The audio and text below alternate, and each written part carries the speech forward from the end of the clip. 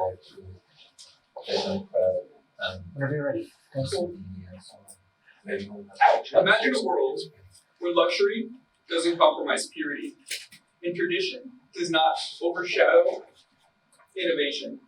Imagine a brand with this harmony. This brand is Forced Essentials. We believe this brand is Forced Essentials.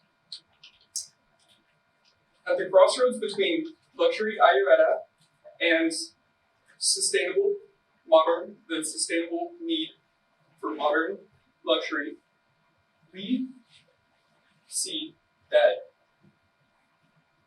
Forced Essentials is in the middle of this crossroads.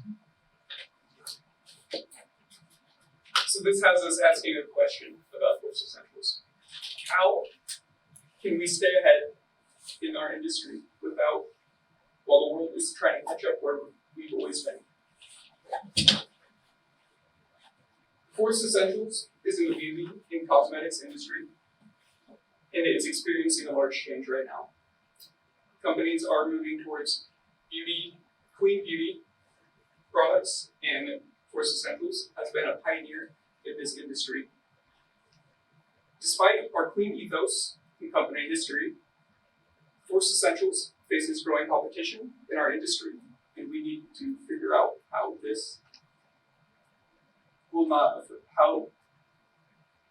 to grow despite these challenges. In 2000, Forced Essentials was found for the Indian market, so we could provide Indians with wellness chemicals and face care products that don't have chemical additives.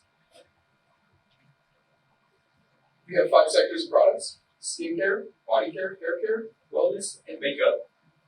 These products allow our consumers to feel good about what they're putting on their face, not only because of the quality of the product, but also because they know it's sustainably produced. Our central issue that we decided to focus on was how we can grow internationally while defending our domestic market share. We developed a 3-pronged recommendation that we believe will fix Forced Essentials issues. We want to develop our e-commerce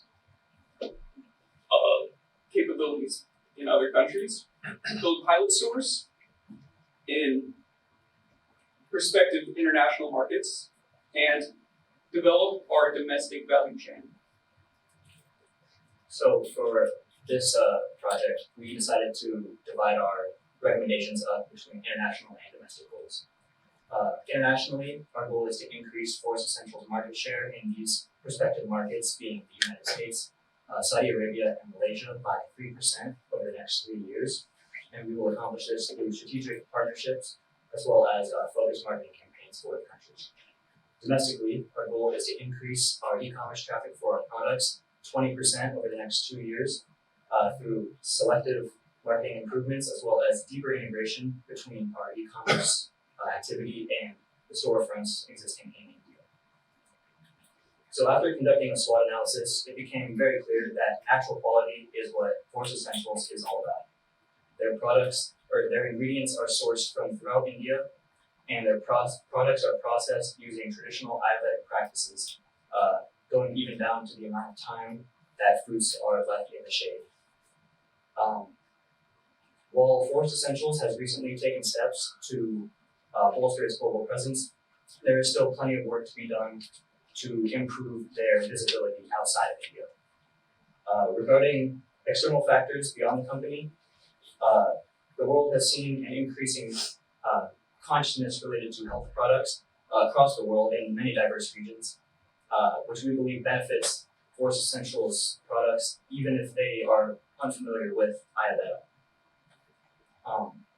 The biggest threat we've seen towards the company comes from multinational competition, both outside India and within India, as these companies have a more established global presence and the ability to better mass produce products at luxury scale. But nonetheless, We believe Forest Essentials has the ability to navigate this competition, and I'll now turn it over to Maggie to explain our first recommendation. Forest Essentials knows the value of their brand and how placement in certain retailers can affect that perspective of luxury they hold with consumers. That's why the only multi-brand retailer Forest Essentials is sold in is Sephora and their India locations and the India exclusive website. Sephora is in 35 countries and has over 500 stores in the US alone. And that's why we think that breaking into the US stores through Sephora as a partnership would be the best for Forest Essentials. Looking at this photo, you would think that this is an authentic Forest Essentials product. American consumer culture is driven by wanting products in a timely manner. The rise of Amazon proves that those in-person shopping habits do not change when it comes to e-commerce. As the beauty market on Amazon increases, so does the counterfeit product market. When purchasing products on Amazon and looking at products, you would think that this is authentic. But looking at details like the seller's name or the price proves that this is a counterfeit. There are over 26 other sellers selling counterfeit products of just this product alone. This is happening to every other product in their brand line. And not only does this divert revenue away from Forest Essentials, but it poses a threat to their brand reputation and consumer safety. Forest Essentials needs to implement strategies to protect their brand, such as using blockchain technology and entering Amazon's brand program. To protect against counterfeit products, we recommend that Forest Essentials leverages blockchain technology through QR code verification. Each product would have a QR code on the label that is unique to that specific product itself. Consumers could then scan the QR code on their phone, and they would receive a secure, unchangeable history of their product's journey to them. This would ensure the authenticity of the product and provide a trust between the brand and the consumer that they're receiving a genuine Forest Essentials product. Our recommendation is that Forest Essentials taps into the consumer market that is waiting for them on Amazon by becoming a first-party seller and taking advantage of the Amazon Brand Registry Program. As a first-party seller, Amazon would send inventory, Forest Essentials would send inventory to Amazon, and Amazon would then take care of the sales, deliveries, and returns. More importantly, Brand Registry on Amazon provides protection services that are automated against counterfeit sellers, ensuring that only authentic products are sold under the Forest Essentials brand. This is the most cost-efficient way for Forest Essentials to break into the e-commerce market in the US through the biggest beauty retailer in the country.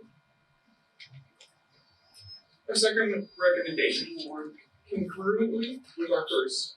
We would like to build pilot stores in prospective international markets, and these pilot stores will provide benefits to Forest Essentials, like brand awareness in prospective markets. Seeing physical stores in these physical locations will give consumers trust in our business. Not only will it give us trust from local communities, it will also help with customer engagement and gauging whether our products will be successful in respective markets. Pilot stores also provide low-risk opportunities for Forest Essentials to get into prospective markets, only costing about $310,000 to $500,000 per pilot store, depending on what location you go into. These stores are going to give Forest Essentials incredible data about the different types of storage and what kind of things they will need for open source. We leverage data such as the population of Indians in each of these respective countries, showing this graph. We decided that the United States, Saudi Arabia, and Malaysia would be good prospective markets for Forest Essentials. Our first one was the United States, New York City. We chose New York City because they have a population of 526,000 Indians. They're a cosmopolitan city with people coming around the world to New York, and they also are a global leader in fashion and beauty. For Saudi Arabia, we choose Jeddah for other reasons, where that is a growing population center.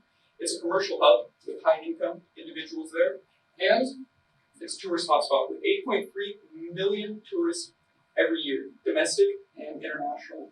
So this will increase our Jeddah pilot store reach internationally. Third recommended pilot store location would be Kuala Lumpur, Malaysia. The driving factor between this one is that 10% of the population in Kuala Lumpur is Indian. It's also the largest population center in Malaysia. They have large retail locations to build our store in, and they also are densely populated with affluent customers. So, well, thus far, we've been very supportive of Forest Essentials increasing their international reach. We think it's crucial that the company does not forget their primary market being India itself.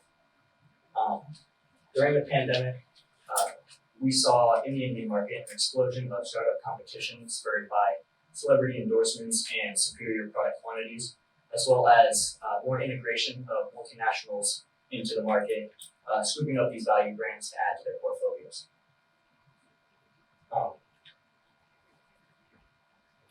We believe that these trends pose a threat to Forest Essentials, but also provide us some insights on how they can navigate post-pandemic.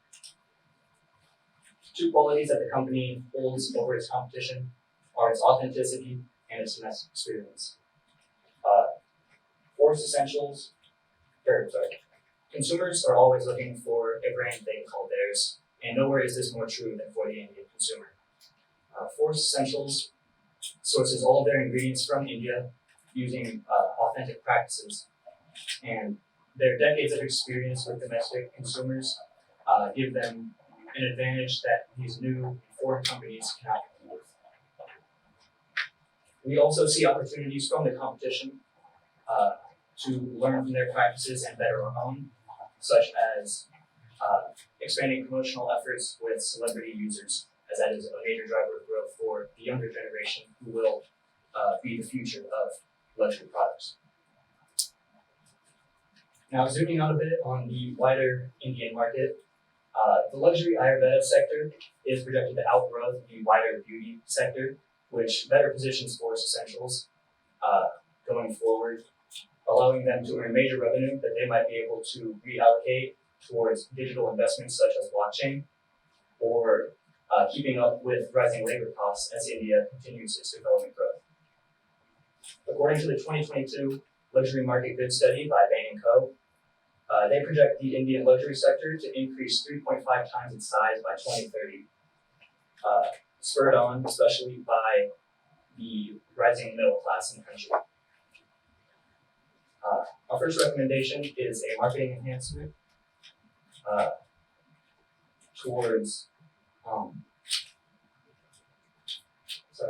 Our first recommendation is to further promote their customized skincare line, as we believe it's a very unique product that other competitors do not offer, and increase their awareness towards festive gifting promotions. Our final recommendation for distribution is to implement a quick service distribution model that will cut lead times for the customer by allowing online shoppers to pick it up from store or little retail depots instead of shipping from factories, and also allowing those stores to ship straight to the customer. Like 3 doshas at the foundation of Ayurveda, we hope our recommendations provide Forest Essentials the balance necessary for a healthy future. Thank you, and we would open the floor for questions if you have any.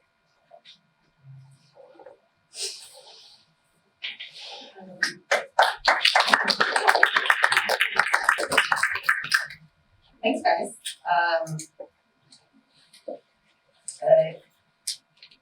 I'll dive into the questions and give feedback in a second.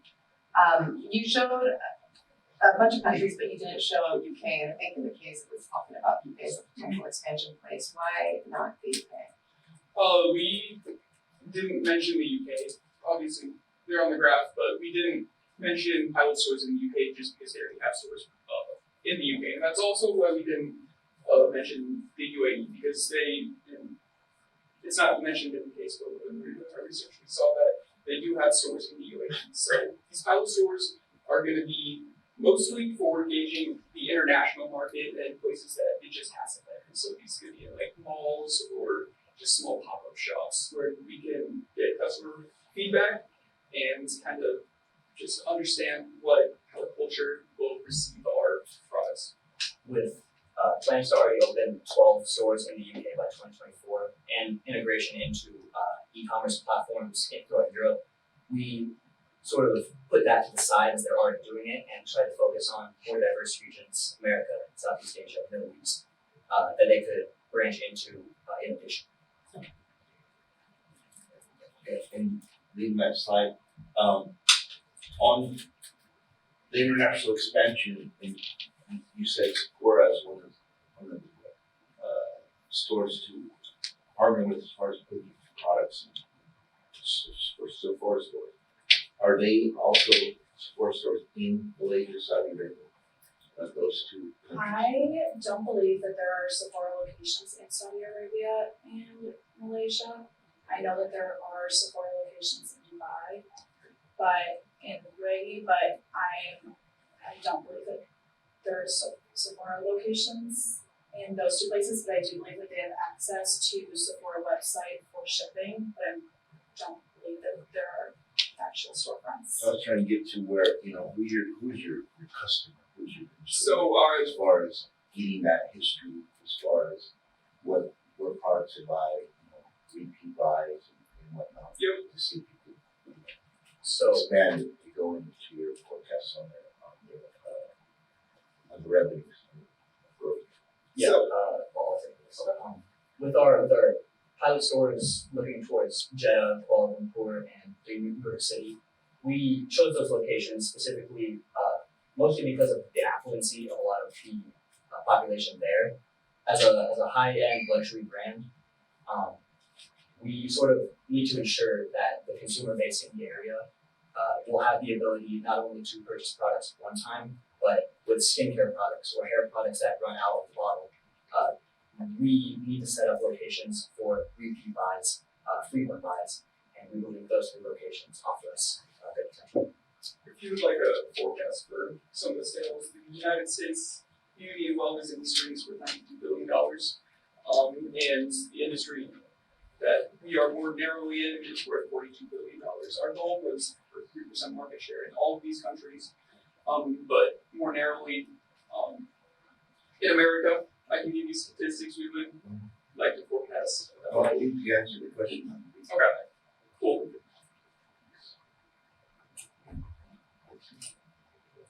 Yeah. So pricing retail. I guess another question kind of related to that. We can double.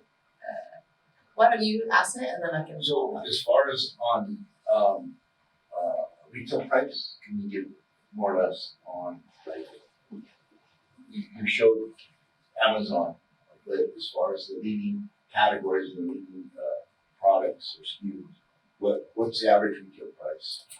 So- category of In dollars, I would say it's obviously most of their pricing is in either rupees or pounds on their UK site, but in dollars, it's roughly $50 to $60 for your average face cream or hair product, which puts them in the luxury sector, but not at the highest end like other Estee Lauder companies like La Mer or Garnier.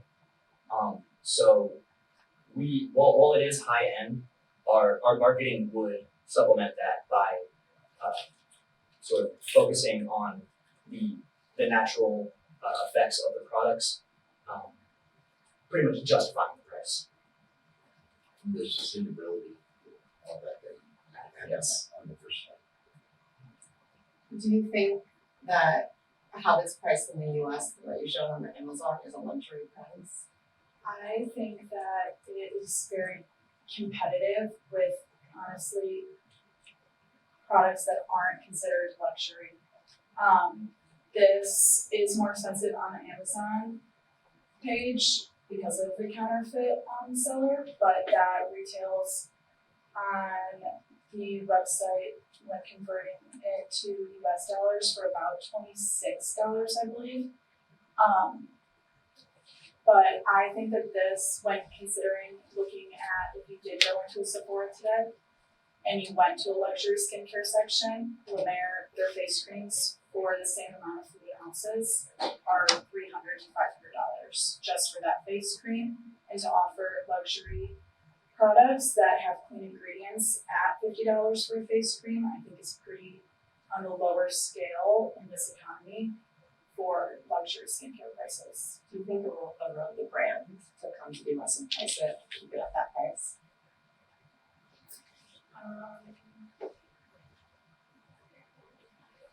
And or sell it on Amazon? I don't believe so, especially on Amazon. I think the market potential for Amazon is undeniable. If they want to break into Western markets, especially in the United States, they need to get into Amazon through investing more in blockchain and brand registry. That the main goal of that would be to eliminate a lot of those counterfeit sellers and pretty much avoid reputation tarnishing. So the actual luxury persona of Forest Essentials can be expressed through marketing and storefront experiences. And becoming a first party seller on Amazon also cuts a lot of costs rather than directly shipping from their India warehouses to customers in the US. Amazon takes care of the delivery and all of that in between, so that cuts the cost of packaging fees, hiring employees, things like that. So I think that makes the price kind of stay probably where it would be. And just to add on again, I would say the primary goal of Western expansion is to maintain that shelf space in a Sephora in either New York, other American cities, or Europe. But just judging by the numbers, Amazon is a route that can provide massive room for expansion. I like your loyalty buying program. Your, what do you call it? Quick back program. But yeah, And that gets the consumer into a retail store, as in Sephora or your we call them flagship stores. What do you call it? Pilot stores, correct. Yeah, and so I like that where the customer is actually going into the store with the loyalty program, and then that opens up for more, more sampling, more other products that they can buy. You can capture that consumer information. One thing as far as the pilot stores, did you look at the possibility of boutiques? Like you talked about Sephora putting products on the side of the Sephora. Did you look at instead of opening a storefront, but also other options as far as introduction to the United States? Our not parent company, our partner actually has micro stores in Japan, so that's absolutely something we could take into account. So micro stores in these places, more micro stores instead of one large storefront would absolutely be a opportunity right there to look at. I would say, especially in Kuala Lumpur, with their high density of retail centers, shopping malls, all that, this might be probably the best location for a boutique or a pretty small store with such high traffic in the malls. We think that this could be probably the most beneficial for so many customers walking by. Having a boutique out there would allow just easy engagement with the brand. But for stores maybe in Jeddah or New York City, boutiques might not be the best. Like as you mentioned earlier, to preserve that luxury brand, we would probably lean more towards a storefront, even if it is within a mall. Yeah, how do you wanna leverage the Estee Lauder experience, and do you think they would be concerned about you guys coming to the US market? I believe that luxury Ayurveda products do not directly, while they are clean products, they're not directly competing with products that are already provided by Estee Lauder. People who buy our products are really looking for the natural cure to these, to their face issues, hair issues, and Estee Lauder does not provide anything like that. So I think we're in a similar but different market segment. And one of the things you said, it sounds like you're gonna do more kind of influencer marketing domestically. Is there any marketing plan internationally? Is it just retail and you're hoping to retail? Yeah, with a much stronger developed base in India, we thought we would expand on that with marketing practices. Since the company is not very well integrated into Western markets or Middle Eastern markets, we just decided that a big first steps would be integrating it with like blockchain technologies and really developing a presence online and or with Sephora partners that we already have, rather than putting too much energy on international marketing when we're just not sure how the consumers will react before the pilot stores get the data. And when a brand enters Sephora as a new brand to US location, Sephora automatically on their website, the first thing you see when you log on is a new brands or new products coming. And that is free marketing in itself. By being in Sephora, you have that much online traffic every single day with people seeing this new product that's being promoted on the first thing on their webpage. And as well as the in-stores, they always have just normally at the end of an aisle, kind of a shelf area that just says new at the top, and it's all of the new brands and products that are in stores for the first time. So that foot traffic in the store, just seeing that and having that many people see that every single day is kind of marketing in itself. Time for question, guys. For a website, that's Most of our marketing would, I would say, would be more subtle through connections with Sephora and established companies like Estee Lauder and their associated brands. Actually, time for questions. Feedback? Yeah, you go first. Congratulations on putting it together. I like the fact that it was an aggressive 2-year plan, and focused on domestic, how to grow domestic, and how to expand internationally. One thing maybe I'm always like looking at the competitor market on comparing what they're doing as far as what they're doing not only domestically but internationally and with their product launches. So one thing maybe we could have put more as far as the products, like pricing per product versus competitors and how you do it to increase your market share through e-commerce in India, and then the plan in the who is in the United States and the other countries that we're seeing is who you will get market share away and introduction to the products. But overall, I mean, I think there was a lot to do, a lot as far as the way you could take this case. I like the fact that you guys stayed at the price point and the image, that you didn't move off that. A lot of companies, move off that, and that you stayed at that good, the good, better, best scenarios that actually, I like that. You stayed with your philosophy. I like the loyalty program because that not only on the e-commerce side, but that opens up to product samples and whatnot on giving out to the consumers, but also on the getting foot traffic back into the stores. That's I know after COVID, that's one of the issues right now is getting that customer back to shop. As well as online, but getting back to the store. So, I like those two strategies. Yeah, so I would say, I think you guys had a nice kind of second level of thinking of strategy of not just, let's take kind of common business practices, apply them, but you're actually trying to take a measure approach. What makes sense to go internationally? Let's start kind of testing the waters first. Let's leverage our relationships and strengths. So I think that's a nice second level of thinking. And it sounds like you also kind of factored in some of the supply chain and costs, and while it might not have been shown there, it definitely sounds like you guys have thought about it and articulated some of that in your Q&A, and or had like one bullet or here and there. So I think that's good. I think it shows your acumen and robustness.